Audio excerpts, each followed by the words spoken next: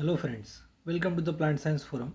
Now in this video, we are going to discuss about the economic importance of algae.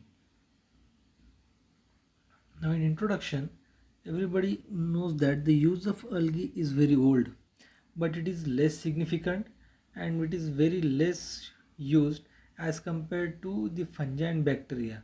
Actually fungi and bacteria, their uses is very much older as compared to the algae.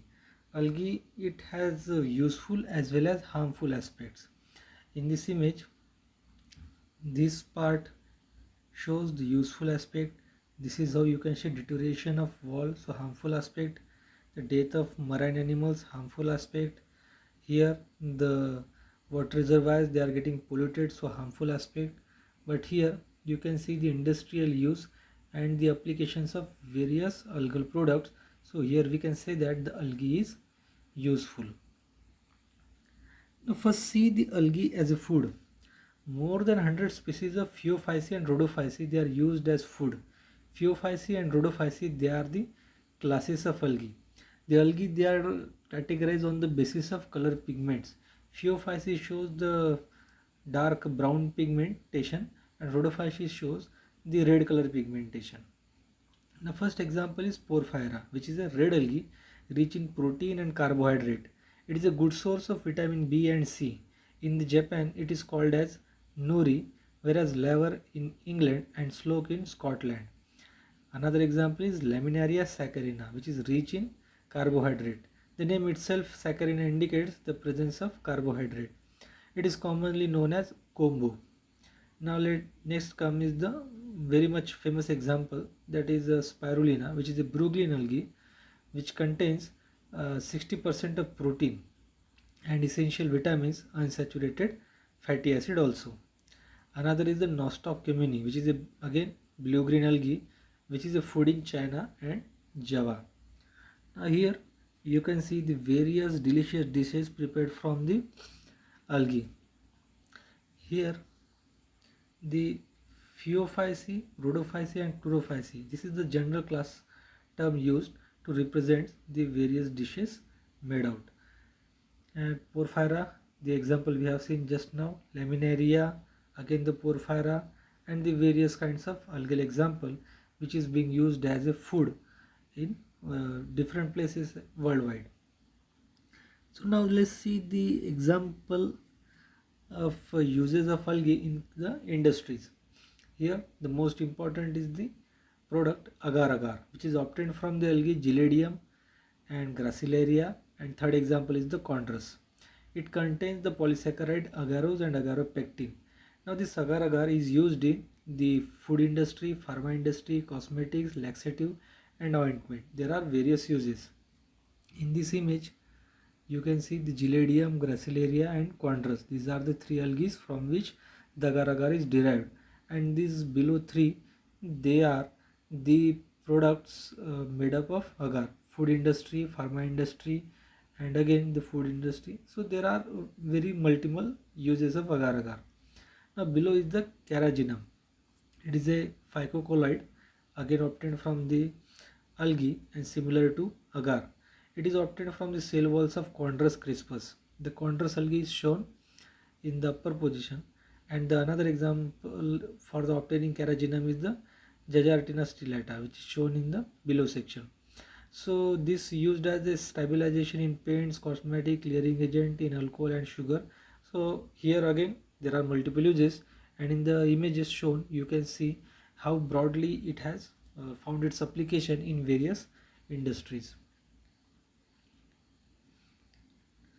Again, another example for use as food is the alginate, which is a salt of alginic acid obtained from the brown alga Laminaria and the fucus, which is used in soup, sauce and cream. By the images you can understand how familiar is the use of this alginate, which is obtained from the algae. Another example is the diatomite, which is obtained from the dead diatom cells, frustules, used in the filter in oil and chemical industries, which is the heat resistance, and also used in the toothpaste and the paints. So these are the various uses of algae in particular the food industry and also in another industries. Now let's see the algae in agriculture. It is organic and sustainable agriculture. Soil fertility because of cyanobacteria. The cyanobacteria is blue-green algae which shows a very specialized structure known as a heterocyst, and this heterocyst is a site for biological nitrogen fixation. The algae is also used in the uptake of phosphate by solubilization from the earth minerals. Nitrogen fixation, as we have discussed just now, but this cyanobacteria, they are in symbiotic relationship with the azolla, which is a pteridophyte. So there they fix the nitrogen biologically. It is also important in soil reclamation. It is a source of organic matter. The plant growth substances such as auxin and cytokinin, they are also derived from the algae, and which is important in the agriculture. Here you can see the cyanobacterial form, which is this is a heterocyst, and this heterocyst is a site for biological nitrogen fixation. Here you can see the use of azolla in the field, in the paddy field, which is required for the biological nitrogen fixation. So this is actually a azolla, a smallest pteridophyte.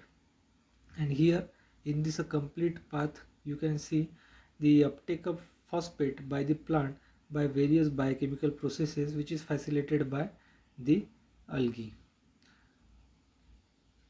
Now there are some harmful aspects of algae also.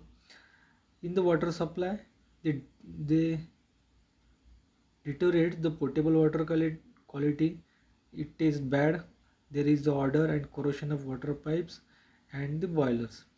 It also shows the parasitism, red rust of tea. So tea plant get infected by the cephalovirus, which act as a pathogen. Now gymnodium toxin, it kills the fishes, so it is also biologically toxic. Water bloom, or you can say eutrophication, which is a very common phenomenon worldwide, and the falling of marine vessels. So in these images you can imagine the various harmful aspects of the algae. I hope you understood the topic. If you have any questions, feel free to ask. Thank you.